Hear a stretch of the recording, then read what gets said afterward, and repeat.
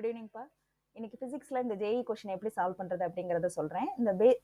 இது வந்து ஆக்சுவலா அல்டர்னேட்டிங் கரண்ட்ல இருந்து எடுத்த கொஸ்டின்ப்பா.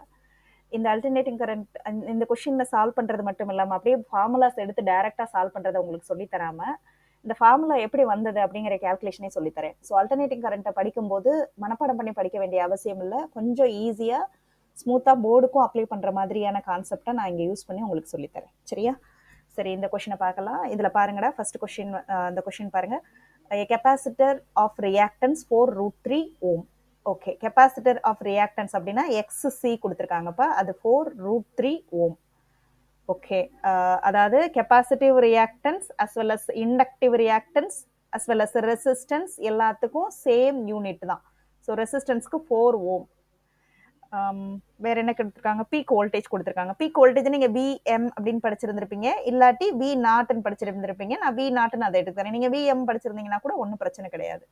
ஸோ இது கொடுத்துருக்காங்க. இப்போ பவர் டிசிபேஷன் கேட்டிருக்காங்களா? Power is equal to VI. இது பேசிக் ஃபார்முலா, நம்ம 10th இருந்து படிச்சுட்டு இருக்கோம். இதைத்தான் நம்ம யூஸ் பண்ண போறோம். இதை யூஸ் பண்ணி எப்படிங்க நீங்க கொண்டு வர போறீங்க அப்படின்னா, இதை யூஸ் பண்ணி நான் பவர் கேல்குலேஷன் உங்களுக்கு எப்படி டிரைவ் பண்றது அப்படிங்கறதையும் சேர்த்து உங்களுக்கு சொல்லித்தரேன். இதை நீங்க கத்துக்கிட்டீங்க அப்படின்னா போர்டுக்கு நீங்க அப்ளை பண்றதுக்கும் ஈஸியா இருக்கும். ஃபர்ஸ்ட் நீங்க எல்சிஆர் சர்க்கியூட்னா என்னன்னு தெரிஞ்சுக்கிடுங்க. போர்டுல இம்பார்ட்டன்ட் கொஸ்டின் எல்சிஆர் சர்க்கியூட்டை நான் உங்களுக்கு சொல்லித்தரேன். ஒரு ஏசி வோல்டேஜ் நீங்க அப்ளை பண்ணும்போது, அதாவது எல்சிஆர் சர்க்கியூட்ல ஏசி வோல்டேஜ் அப்ளை பண்ணும்போது ஒரு காயிலால கிடைக்கிற ரியாக்டன்ஸ் தான் இண்டக்டிவ் ரியாக்டன்ஸ், அடுத்தது கெப்பாசிட்டிவ் ரியாக்டன்ஸ், அடுத்தது ரெசிஸ்டர். இதுதான் எல்சிஆர் சர்க்கியூட்.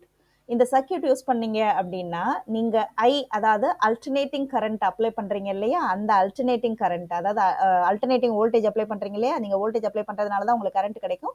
அல்டர்னேட்டிங் வோல்டேஜ் எப்படி இருக்கும்னா V0 sin ஒமேகா டி தான் உங்களுக்கு அல்டர்னேட்டிங் வோல்டேஜ். இந்த கரண்ட், இந்த வோல்டேஜால கிடைக்கிற கரண்ட் எப்படி வேரி ஆகும் அப்படின்னா, எல்சிஆர் அப்ளை பண்றதுனால, இத்தனை ரெசிஸ்டன்ஸ் நீங்க அப்ளை பண்றதுனால உங்களுக்கு கிடைக்கிற அந்த current I0 sin omega D plus 5 அப்படிங்கிற ஃபேஸ் டிஃபரன்ஸோட கிரியேட் ஆகும். சரி, நான் அந்த 5 எப்படி கண்டுபிடிக்கிறது? ரொம்ப simple.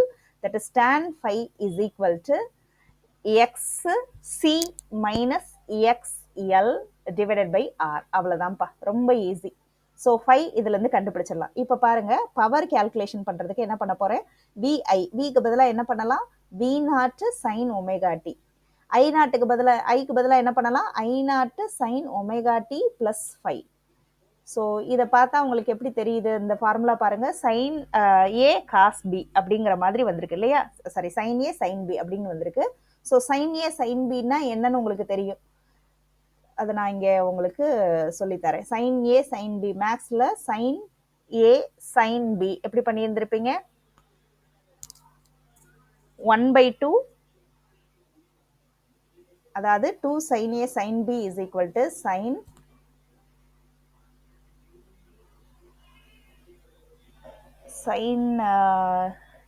A minus B. Sin A minus B.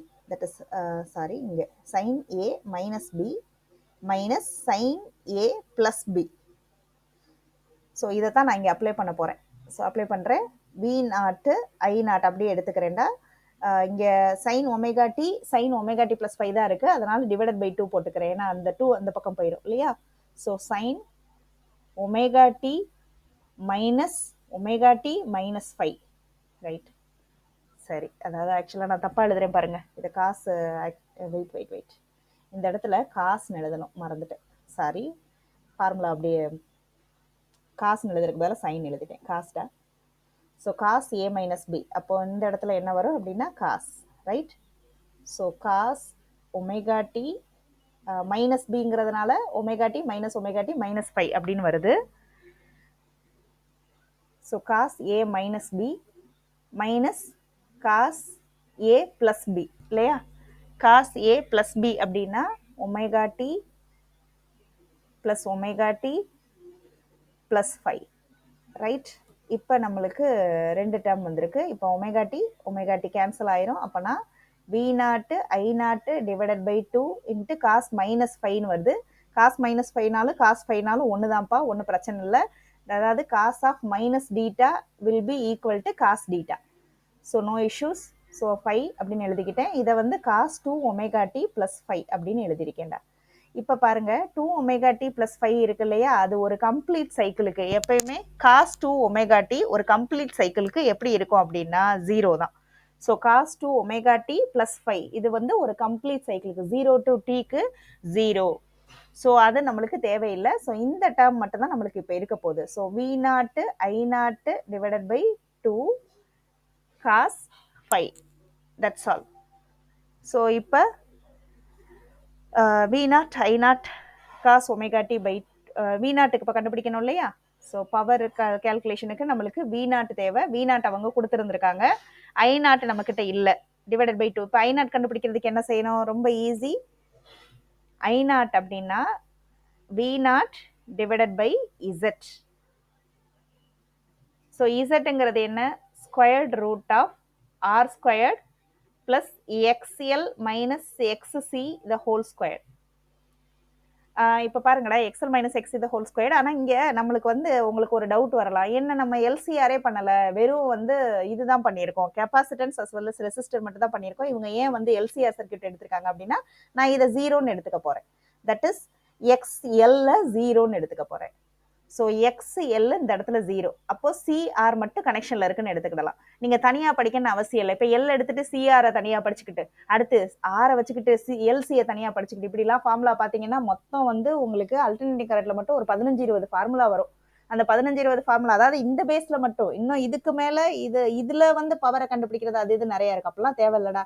மொத்தம் 4 விஷயம் தான் நீங்க கத்துக்கிடணும். தனித்தனியா எல், தனித்தனியா LCR 3, அதுக்கப்புறம் எல்சிஆர். இதை கத்துக்கிட்டீங்கன்னாலே போதும், நீங்க எந்த இதை வேணாலும் சீரீஸ்ல அப்ளை பண்ணும்போது உங்களுக்கு இந்த ஃபார்முலாவே அப்ளை பண்ணிக்கலாம். ஸோ நான் எக்ஸ்எல்ல 0ன்னு எடுத்துக்கிட்டேன்னா இது மாடுலஸ் தானே, அதனால வந்து சைன் நம்மளை பெருசா அஃபெக்ட் ஆகாது. தட் இஸ் நெகட்டிவ் சைன் பெருசா அஃபெக்ட் பண்ணாது. எல் ஸ்கொயர்ட் அப்படிங்கிறப்ப நம்மளுக்கு இங்க என்ன வரும் அப்படின்னா, கெப்பாசிட்டிவ் ரெசிஸ்டரோட அளவு வந்து என்னன்னு எடுத்திருக்கோம், 4, ரைட். ஸோ ரெசிஸ்டர் வந்து 4, தட் மீன்ஸ் 8ன்னு வந்துடும் இங்க. அப்புறம் பிளஸ் இங்க XL 0 தான் இல்லையா, XC மட்டும்தான் இருக்க போது. அது என்ன அப்படின்னா XC will be 4√3 squared, right? 4√3 squared அப்படின்னா 16 into 3 அப்படின்னு வரும். ஸோ டோட்டலா இது வந்து 64 அப்படின்னு வருது. அப்போ Z வந்து 8ன்னு வருது. ஓகேவா? ஸோ I0க்கு பதிலாக நம்ம V0 டிவைடட் பை Z எழுதிக்கிடுவோம். So 8, right. அப்பனா நான் இப்போ P is equal to V0 squared divided by, already ஒரு 2 இருக்குடா, நான் இங்கே ஒரு 8 இருக்கா, 16 cos 5. இப்போ cos 5க்கு நம்மளுக்கு 5ஓட வேல்யூ தெரியணும். அப்போ 5ஓட வேல்யூ கண்டுபிடிக்கிறதுக்கு நான் ஈஸியாக ஒரு ஃபார்முலா கொடுத்துருக்கேன் உங்களுக்கு. That is tan 5 is equal to XL minus XC minus XL divided by R. அப்போ நான் வந்து இப்போ 5 கண்டுபிடிக்கிறேன். tan 5 is equal to XL minus XC divided by R. XL வந்து நம்மளுக்கு இல்லை, XC மட்டும்தான். 8 root 4, right? 4√3. So 4√3 given data தானே, just given data தான் எழுதுறேன். 4√3 divided by 4. ஸோ 4 கேன்சல் ஆயிரும். tan 5 எப்போ வந்து √3 இருக்கும்?